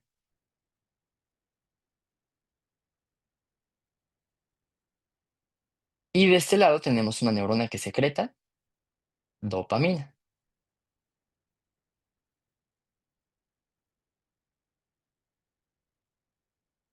Entonces, aquí tenemos a la neurona con sus vesículas, lo que tiene mucha serotonina. Y va a liberar pues esa serotonina. Esa serotonina se va a unir a un receptor que es el 5-HT, 2A y 2C. Es decir, este receptor lo expresan las neuronas dopaminérgicas. ¿Ok? Y la serotonina que liberó esta neurona se une a ese receptor. Este receptor está acoplado a proteínas de tipo GQ. ¿Y qué va a pasar cuando se activa este receptor de forma normal? O sea, de forma normal, ¿qué pasa cuando se activa este receptor? Se inhibe la liberación de dopamina. Es decir, de forma normal, la serotonina es como un freno. Es otro estímulo que dice, estás liberando mucha dopamina, bájale, ¿no? Entonces, este receptor me ayuda a eso, a regular que no se secrete tanta dopamina. Si yo lo estoy inhibiendo, ¿qué va a pasar? Pues entonces ya se empieza a liberar más dopamina, se pierde esa regulación y entonces va a haber un aumento de dopamina en varios lados. Por ejemplo, en la vía mesocortical, que ahí nos conviene que haya más dopamina, ¿no? Para contrarrestar los síntomas negativos. También va a haber más dopamina a nivel de la vía nigroestriatal. Y ahí me conviene que haya dopamina para que se permita el movimiento. Y también va a haber más dopamina a nivel de la vía infundibular. Y a mí me conviene que haya dopamina para que no se secrete prolactina en exceso. Entonces, esto explica por qué los antipsicóticos atípicos son mejores para el tratamiento de los síntomas negativos. Porque aumentan todavía más la dopamina donde sí queremos que haya, ¿no? En la vía mesocortical. ¿Ok? No son tan buenos con los síntomas positivos porque son antagonistas muy débiles del receptor D2. ¿Ok? Esa es la razón. Y ahora, como no afectan a la vía, o no tanto a la vía nigroestriatal ni a la vía turoinfundibular, con los antipsicóticos atípicos hay mucho menor riesgo, puede ocurrir aún, pero es mucho menos frecuente, de hiperprolactinemia,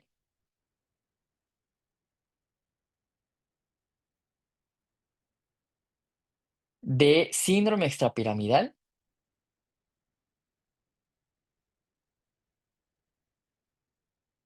y también de síndrome neuroléptico maligno.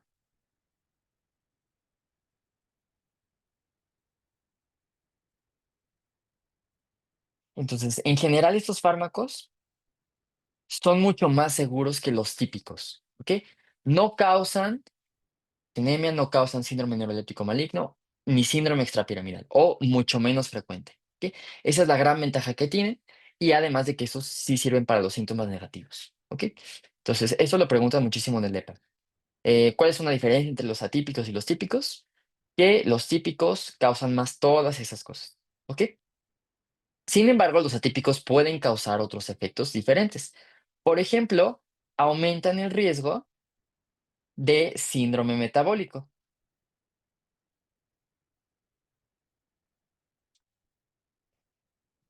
Los pacientes pueden aumentar de peso, aumenta su glucosa, sus triglicéridos, favorecen que se hagan resistentes a la insulina,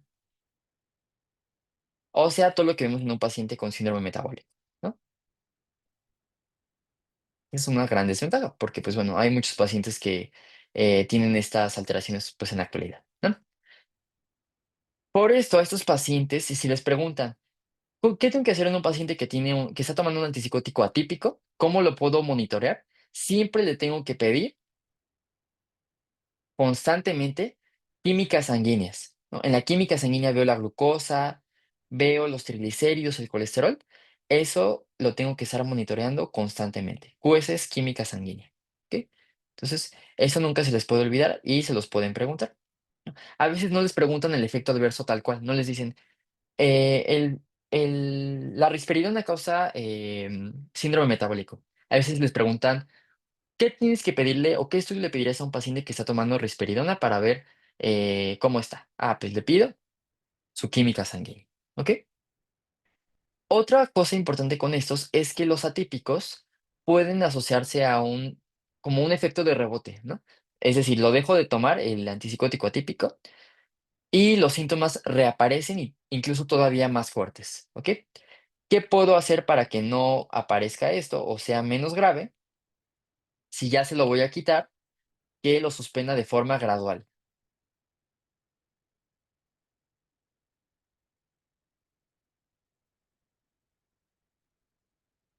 ¿Sí? Si hago esto, hay mucho menor riesgo de rebote. ¿Sí? Más o menos en 4 a 12 semanas le voy bajando la dosis paulatinamente y ya con eso, pues es menos frecuente que tenga este síntoma, este efecto de rebote, perdón. ¿Ok? No se preocupen, al final de la clase vamos a hacer una tabla comparando todos los típicos, todos los atípicos, ¿no? Como las diferencias clave, ¿no? En una tabla que les va a quedar mucho más claro. Pero hasta ahorita quiero que recuerden. Típicos, antagonistas de dopamina potentes. Atípicos, antagonistas débiles de dopamina y potentes de este receptor de serotonina. ¿Ok? Por lo tanto, los típicos me sirven más contra síntomas positivos los atípicos contra síntomas negativos. ¿Ok? Los típicos se asocian más a hiperprolactinemia, síndrome neuroléptico maligno, síndrome extrapiramidal. Los atípicos no tanto, pero se asocian más a alteraciones metabólicas. ¿Ok? Bueno, ¿dudas hasta aquí?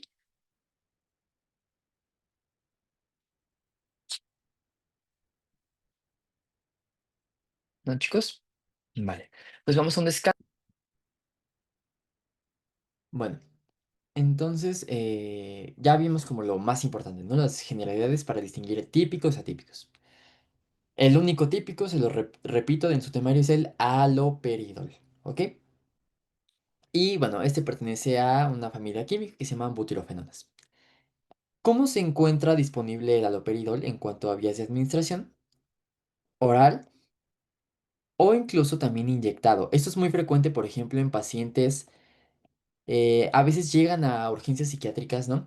Y pues hay que estabilizarlos, ¿no? Porque si no pueden hacerle daño a alguien o a ellos mismos, ¿no? Entonces muchas veces, seguro han visto en las películas, ¿no? Alguien se vuelve pues loco, ¿no? Y ahí en urgencias le inyectan algo, ¿no?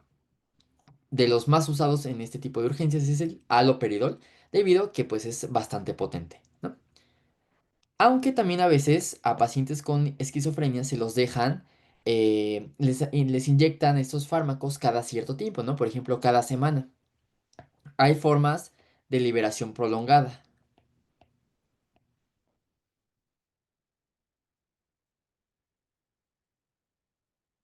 que también les llaman formas de depósito o en inglés depot, como Office Depot.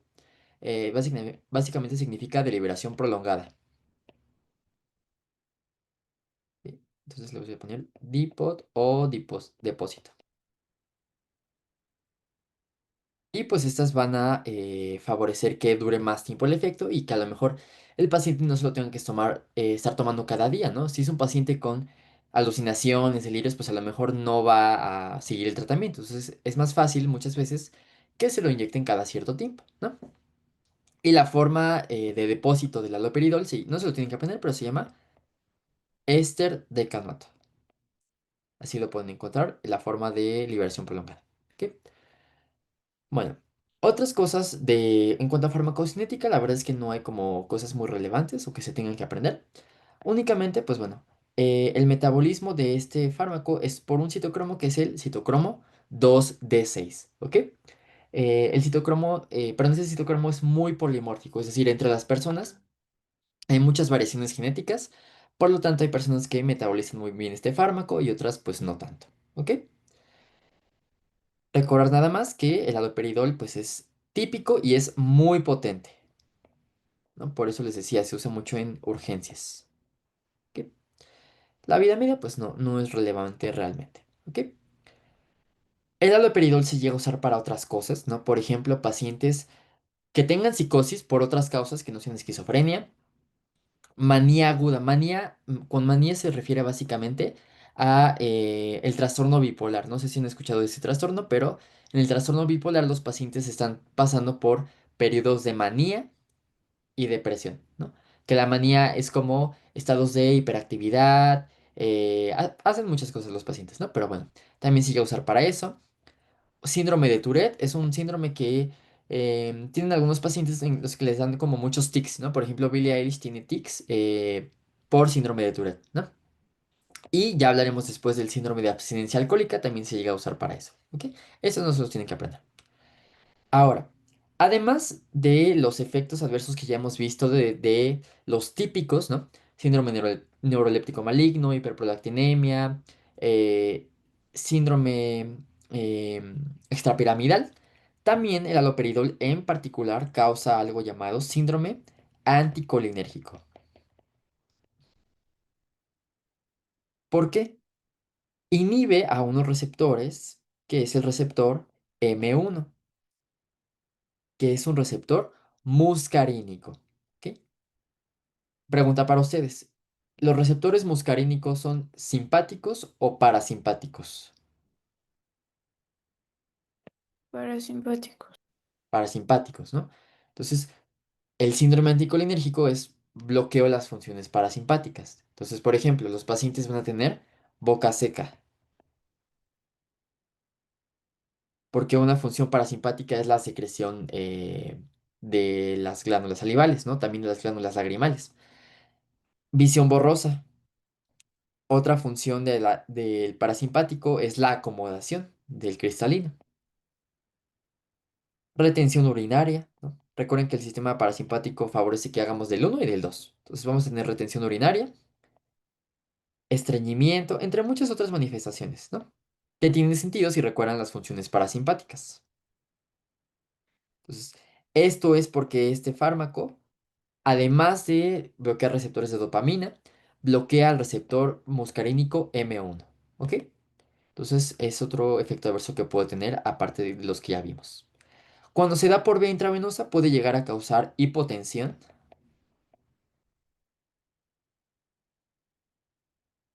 y algo que se llama prolongación del QT. Que esto no me quiero meter mucho con esto porque estos lo van a entender un poquito más ya hasta que vean el electrocardiograma en fisio. Que por cierto les recomiendo que vayan estudiando cardio, fisiología cardíaca, porque la vamos a usar en farma, pero aparte es un bloque complejo. Entonces, sí les recomiendo que vayan estudiando ya fisiocardio. ¿Ok? Bueno, eh, básicamente esto de aquí es un electrocardiograma normal, ¿no? No me quiero meter ahorita mucho con eso, pero bueno, este segmento que vemos aquí, más bien este intervalo, porque es diferente, que vemos desde donde empieza este piquito hasta donde empieza esta otra onda de acá. No es cierto, me faltó alargarlo un poquito más. Hasta que termina la onda. O sea, todo esto es el intervalo QT. ¿Ok? Así se llama, ya lo entenderán después. Básicamente este fármaco favorece que este intervalo QT se haga más largo. Aquí lo vemos, ¿no? Se está prolongando, ¿no? En el electrocardiograma. ¿Cuál es el problema de esto? La prolongación del intervalo QT se asocia a arritmias, ¿ok? Que el corazón empieza a latir de forma irregular, ¿ok? Lo vamos a ver nosotros también en Pharma un poquito más ya casi al final del bloque. Pero bueno, este es uno de los muchos fármacos que pueden prolongar este QT y eso favorece las arritmias, ¿ok? Entonces eso puede ser peligroso. En pacientes con Parkinson, el haloperidol debe tenerse mucho cuidado o de plano no usarse porque, pues, como puede causar esos síntomas tipo Parkinson, pues los va a empeorar todavía más. Entonces, de preferencia no. Y finalmente, en el embarazo, el haloperidol se considera categoría C. En general, se puede usar en el embarazo si es necesario, pero, pues, si podemos evitarlo, mejor. ¿Ok? Entonces, no es así súper teratogénico como otros que hemos visto, pero, pues, hay que tener cuidado, ¿no? Depende todo del riesgo-beneficio. ¿Ok? Entonces, de esto que les mencioné ahorita. Lo más importante que quiero que recuerden son los efectos adversos, ¿no? Que vimos ahorita, eso es como lo más relevante de esta diapo, ¿vale? Bueno, ahora, en cuanto a la risperidona, ya dijimos, la risperidona es atípica, ¿ok? Y pertenece a la familia química de los benzisoxazoles. No es relevante eso. Esta también se puede dar oral, intramuscular o subcutánea. En cuanto a la farmacocinética, algo que no es como tan preguntable, al menos en el DEPA, pero sus doctores tal vez, es que es un profármaco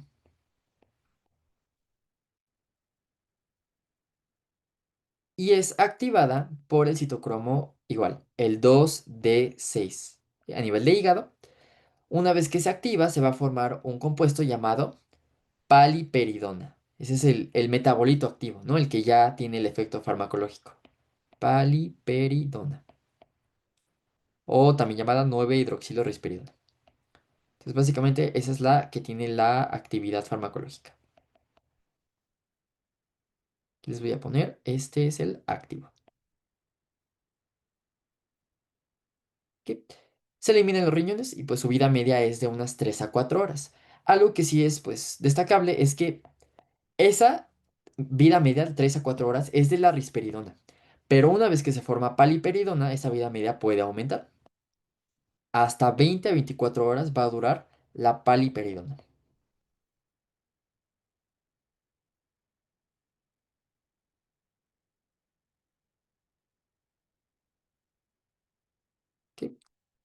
La risperidona también se puede usar para otras cosas que no son realmente preguntables.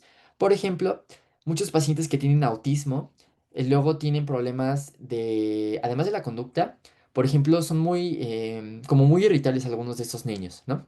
Se enojan muy fácilmente, incluso pueden llegar a ser agresivos. Y para esto nos puede servir la risperidona, para calmarlos como un poquito, ¿ok? Ahora, importante. Dijimos, en general los atípicos causan menos hiperprolactinemia, menos síntomas extrapiramidales. Pero dentro de los atípicos, el que más se asocia a esto es la risperidona. Entonces, la risperidona tiene mayor riesgo de causar hiperprolactinemia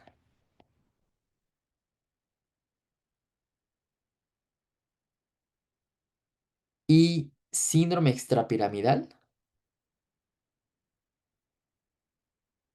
que el resto de los atípicos. No tanto como aloperidol, claramente, pero sí más que los otros atípicos. Eso es importante porque sí pueden preguntar esa diferencia, ¿no?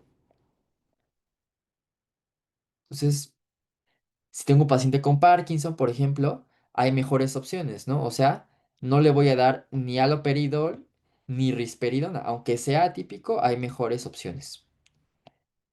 Una ventaja, sin embargo, de la risperidona es que casi no causa síndrome metabólico, a diferencia de los demás. Entonces, esa es una ventaja que tiene la risperidona, ¿vale? Y bueno, en el embarazo es exactamente lo mismo. Es categoría C, se puede llegar a usar, sí, pero si se puede evitar, pues mejor. ¿Ok? Entonces, la risperidona, recuerden esta diferencia importante, que se asocia más a hiperprolactinemia, síndrome extrapiramidal que a otros atípicos, no tanto como la peridol.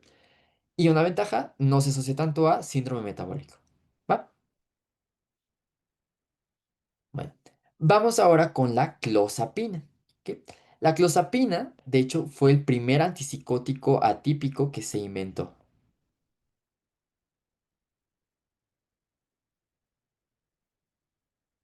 Lo paso un poquito más por acá. Este se puede dar oral o intramuscular. ¿Ok? También es un profármaco y se activa por varios citocromos. Entre ellos está, por ejemplo, déjenme hago esto un poquito para acá, el citocromo 1A2, el citocromo 3A4 y el citocromo 2C19. De nuevo, no se los tienen que aprender, pero bueno, se activa por todos estos. ¿Ok? Y el metabolito activo es la N-desmetilclozapina.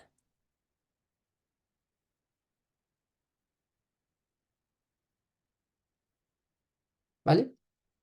Su vida media es de aproximadamente 12 horas. ¿Ok? Entonces, realmente esto de farmacocinética no se los van a preguntar, pero bueno, ya lo tienen por cualquier cosa.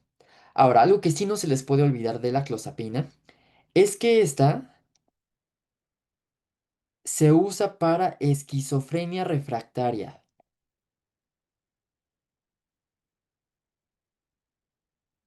Es decir, no sé si se acuerdan de la clase de epilepsia, ¿no? Por ejemplo, dijimos que los pacientes que no respondían a otros antiepilépticos usábamos topiramato, ¿no? Que ese era como para esos pacientes resistentes. Pues aquí para los pacientes con esquizofrenia que no responden a otras cosas, les damos clozapina. De hecho, este suele ser ya como de las últimas opciones que damos, ¿no? No es como de primera línea, ¿ok? ¿Cuándo consideramos que un paciente es refractario? Cuando no respondió a otros dos fármacos. O sea, ya se intentaron por lo menos dos y no jaló. Entonces ya le podemos dar su clozapina. Y la vez que responden bastante bien, si no respondieron a otras cosas, sí es muy probable que con la clozapina les vaya bien. ¿Ok? Pero no se puede usar de primera instancia. ¿Por qué? Bueno, en primer lugar, porque tiene algunos efectos adversos importantes. ¿Ok? Uno de ellos que puede llegar a ser muy grave es la agranulocitosis.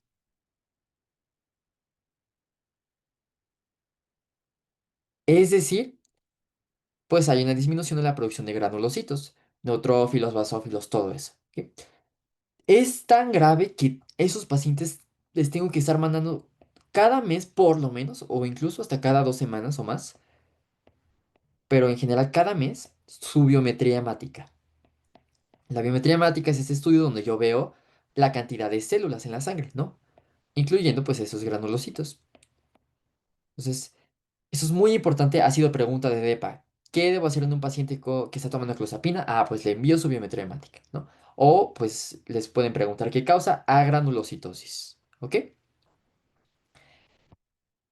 Además de eso, puede favorecer el riesgo de convulsiones, aunque esto es raro, y de una inflamación del corazón. También es raro, pero bueno, se ha llegado a reportar. Una miocarditis. ¿Ok? Pero lo que no se les puede olvidar por nada del mundo es la agranulocitosis de la clozapina. Además de esto, la clozapina es muy, iba a decir, bueno, mejor ya no lo digo, pero bueno, bloquea otros receptores. Ahí lo dejaré. Por ejemplo, al receptor de histamina H1. Siempre que yo bloqueo este receptor, ¿qué voy a causar? Somnolencia. Por eso los antihistamínicos para la gripe y así luego te dan sueño, ¿no? Luego, este fármaco también va a bloquear al receptor alfa 1, que es un receptor de adrenalina y noradrenalina. ¿Alguien recuerda qué hacía el receptor alfa 1? Que eso se vio en primer bloque. Se encargaba de la midriasis, Ok, esta es una función, pero a nivel de vasos sanguíneos, ¿alguien recuerda qué hacía? vasoconstricción. Vasoconstricción, ¿no? Entonces, si yo lo bloqueo, pues ya se pierde esa vasoconstricción. Por lo tanto, a los pacientes se les baja mucho la presión. Tienen una hipotensión ortostática. Ese es otro efecto adverso de la clozapina. ¿Ok? Y también puede bloquear el receptor M1, por lo tanto también puede causar síndrome anticolinérgico, así como vimos con el haloperidol, lo mismito. Dejen esto lo paso por acá. Síndrome anticolinérgico.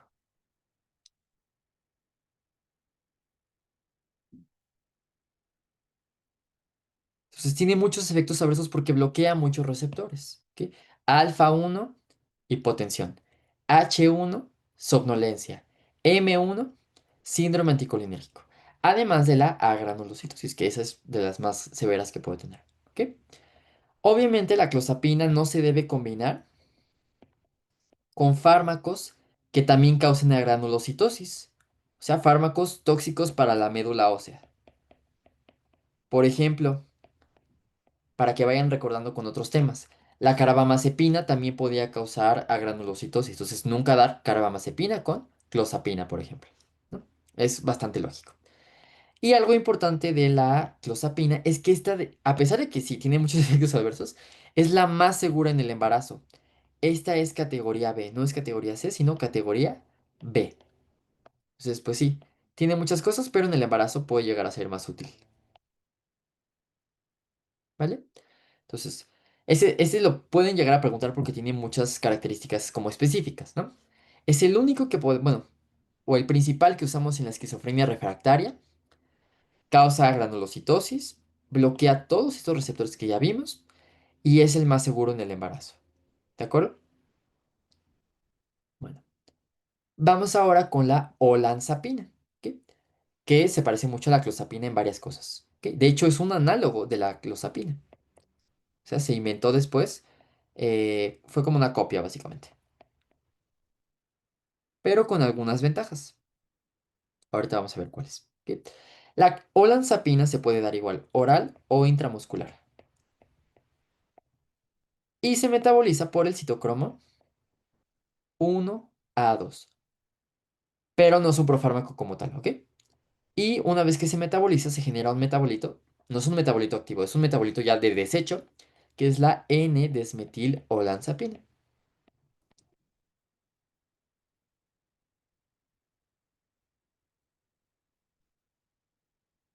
¿Ok? Su vida media es de 21 a 54 horas. ¿Ok? Ahora, la olanzapina también se puede usar en casos de esquizofrenia refractaria. Vamos a copiar esto. Lo mismito. ¿Ok? Si ya no le funcionaron dos antipsicóticos, podemos usar olanzapina. ¿Ok? También se llega a usar, por ejemplo, para el trastorno bipolar.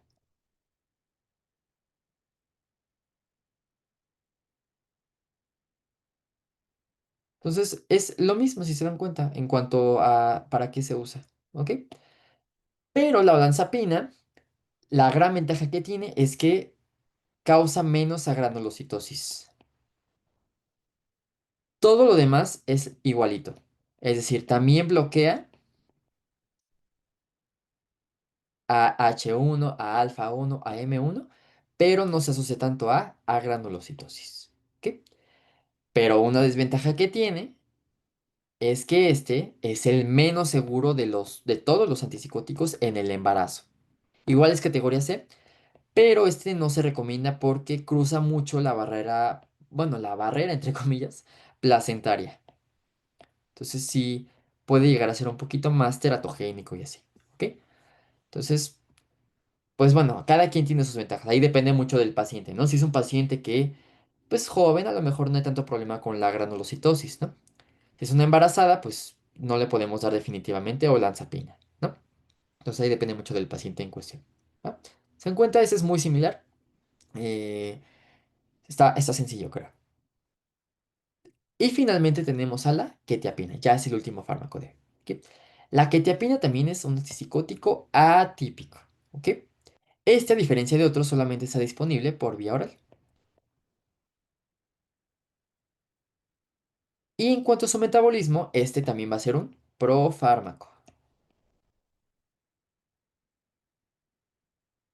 ¿Ok? Va a ser activado por el citocromo 3A4. ¿Ok?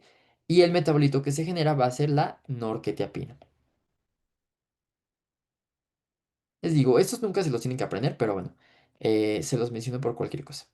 Norquetiapina.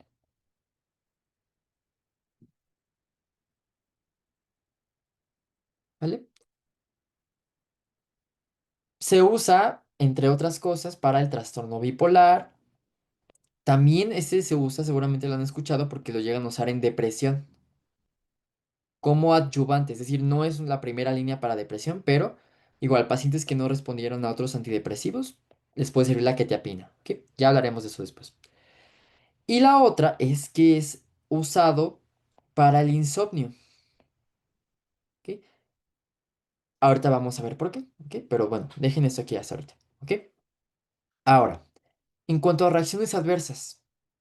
Es casi lo mismo que olanzapina, clozapina, excepto que no causa granulocitosis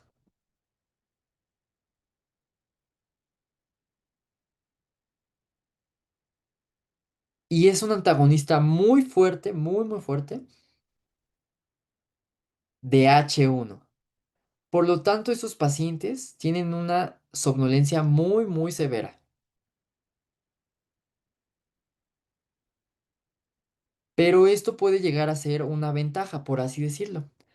Por ejemplo, en pacientes que tienen insomnio, se llega a usar la quetiapina. ¿Para qué? Para que les dé sueño, ¿no? Obviamente, si no tienes insomnio, pues te va a dar una somnolencia muy fea, ¿no? Ahora, este uso de insomnio, o en el insomnio se dice que es off-label. Eso significa que no está aprobado para el insomnio, pero lo usan pues muchos médicos para eso, ¿ok? O muchos pacientes también, ¿ok? Pero como tal no está aprobado para eso, ¿vale? Finalmente, en el embarazo, la quetiapina también se considera categoría C y pues se puede llegar a usar, pero pues bueno, hay mejores opciones como ya vimos, la clozapina, ¿vale? Entonces, yo sé que son muchos fármacos, bueno, no son tantos, pero como que puede llegar a ser confuso, ¿vale? Entonces vamos a hacer una tabla para que ahorita les quede más claro, pues, cuáles son las diferencias, ¿vale? Pero bueno, hasta aquí, ¿hay alguna duda?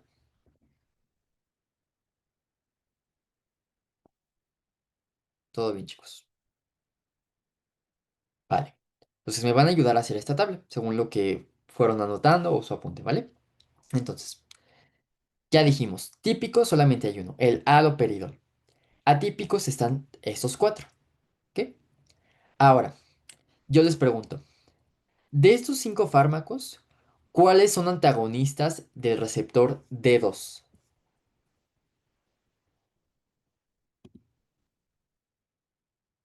La Todos, respuesta, ¿no? dime. Serían todos, solo que el haloperidol es más fuerte, ¿no? Muy bien, todos,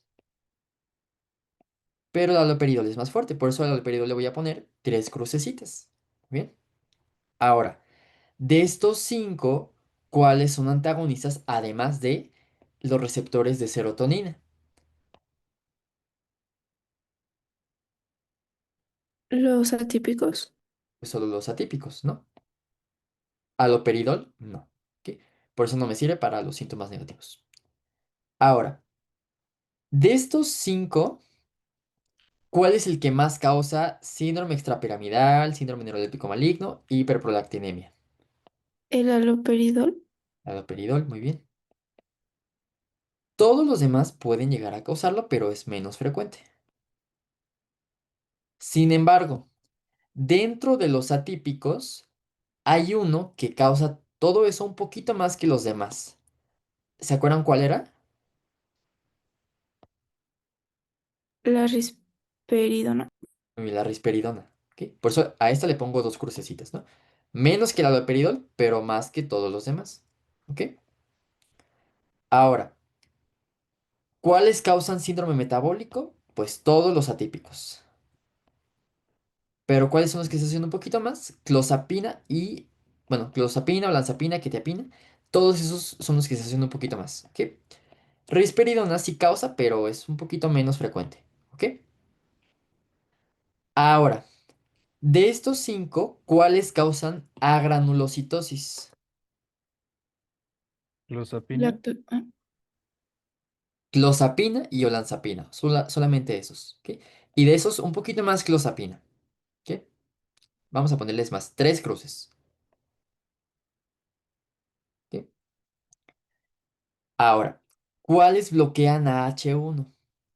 Principalmente clozapina o olanzapina, pero el que los bloquea todavía más, quetiapina. Ese es el que más causa esta somnolencia. ¿Ok? Ahora, ¿cuáles van a bloquear al receptor M1 y por lo tanto causar un síndrome anticolinérgico? Haloperidol lo puede hacer un poquito, quetiapina también un poquito, pero principalmente clozapina y olanzapina. ¿Ok? ¿Cuáles pueden causar hipotensión? Clozapina, olanzapina, quetiapina. Principalmente por este bloqueo de alfa 1. Ahora, pregunta para ustedes. De estos cinco, ¿cuáles usamos para casos de esquizofrenia refractaria? Clozapina. Clozapina y un poquito también olanzapina, pero principalmente clozapina. Muy bien. Finalmente, en el embarazo, ¿cuál es el más seguro de todos? Clozapina. Clozapina. ¿Y el menos seguro?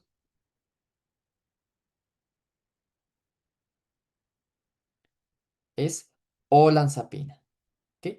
Los demás, pues es como intermedio, ¿no? Entonces, déjenle subrayo lo que es importante de nuevo. Aquí este, estos dos. ¿Ok?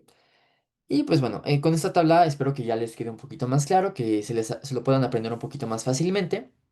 eh, las diferencias entre esos, qué es lo que les van a preguntar, ¿ok? ¿Cuál es el más seguro en el embarazo, el menos seguro? ¿Cuál es el que se puede usar para esquizofrenia refractaria, etcétera? ¿Vale? Y pues bueno, creo que eso sería todo por la clase de hoy.